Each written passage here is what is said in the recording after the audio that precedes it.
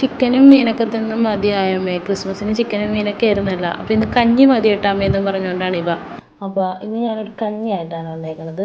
നമ്മുടെ പള്ളികളിലൊക്കെ കിട്ടില്ലേ നേർച്ചക്കഞ്ഞി, നോവേന പള്ളികളിലൊക്കെ കിട്ടുന്ന നേർച്ചക്കഞ്ഞി, തേങ്ങയൊക്കെ ഇട്ടിട്ടുള്ളത്. ഞാൻ ഇത്തിരി റേഷനരിയുടെ കുത്തിരിയാണ് എടുത്തേക്കുന്നത്. ഇത്തിരി ഒന്ന് വെള്ളത്തിലിട്ട് തിരുമ്മി കഴുകുമ്പോൾ ഇത്തിരി ഒന്ന് വെള്ളത്തിലിട്ടാൽ മതി. അപ്പോൾ തിരുമ്മി കഴിയുമ്പോൾ നല്ലോണം അതിൻ്റെ അഴുക്കൊക്കെ പോയി കിട്ടും.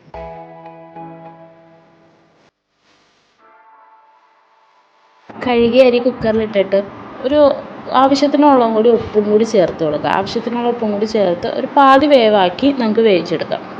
ഈ കഞ്ഞിക്ക് കൂട്ടുകറിക്കായിട്ടേ ഞാൻ ഇത്തിരി വലിയ പയർ ഇത്തിരി ഉപ്പും മഞ്ഞൾപ്പൊടിയൊക്കെ ഇട്ട് വേവിച്ച് വെച്ചിട്ടുണ്ടായിരുന്നു. സവാളയും പച്ചമുളകും കൂടി ഇട്ട് ആ പാതി വേവാക്കി വെച്ചിട്ടുള്ളേ.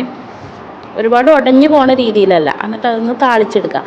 വെളിച്ചെണ്ണ ഒഴിച്ച് വെളുത്തുള്ളിയും കുഞ്ഞുള്ളിയും കൂടി ചതച്ചതും ഒത്തിരി സവാള, ചെറിയ സവാള നമ്മൾ വേവിക്കാനെടുത്തതിന് 2-3 സവാളയും കൂടി ഇട്ടിട്ട് വെളിച്ചെണ്ണയിൽ ഒന്ന് വഴറ്റിയെടുക്കണേ.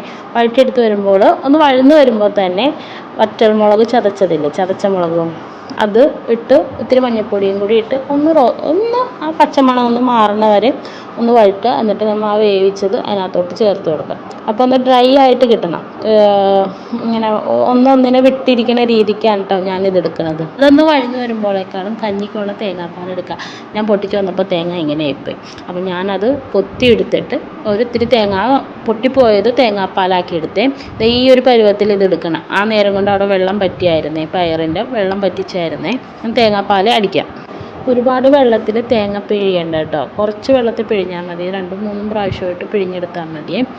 അത് ആ പാതി വേവായ ചോറിലോട്ട് ഇടുക. ഇനിയും വേവാനുണ്ട്. അപ്പോൾ എന്നിട്ട് അതും കൂടി ഒഴിച്ചിട്ട് ഒന്നും കൂടി വിസിലടിക്കുക. ഇനി വേവ് അനുസരിച്ച് എടുക്കണേ.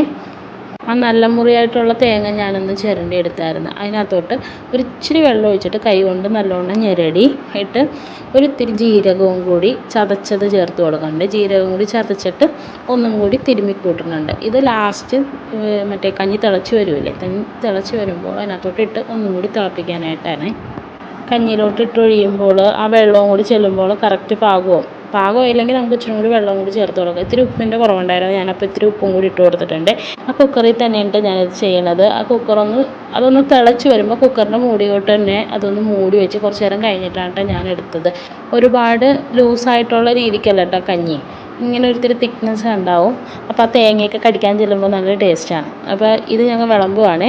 അതിനോടൊപ്പം തന്നെ ആ വലിയ പയർ ഒലത്തിയതും ഒരിത്തിരി നാരങ്ങാച്ചാറും കൂടി എടുത്തിട്ടുണ്ട്. ഈ കഞ്ഞി നല്ല ടേസ്റ്റാണ്. ഈ കറിയൊന്നും ഇല്ലാണ്ട് തന്നെ കഴിക്കുക. ക്രിസ്ത്യൻസിൻ്റെ നോവേനുള്ള പള്ളികളിലൊക്കെ നേർച്ചക്കഞ്ഞി കിട്ടും, ഉച്ചക്കൊക്കെ കിട്ടും. അപ്പോൾ അങ്ങനെ കുടിക്കണ കഞ്ഞിയാണ്. നല്ല ടേസ്റ്റുമാണ്. ആ തേങ്ങ ഇതൊന്നും ഇല്ലാതെ തന്നെ കഴിക്കാനും ടേസ്റ്റാണ്.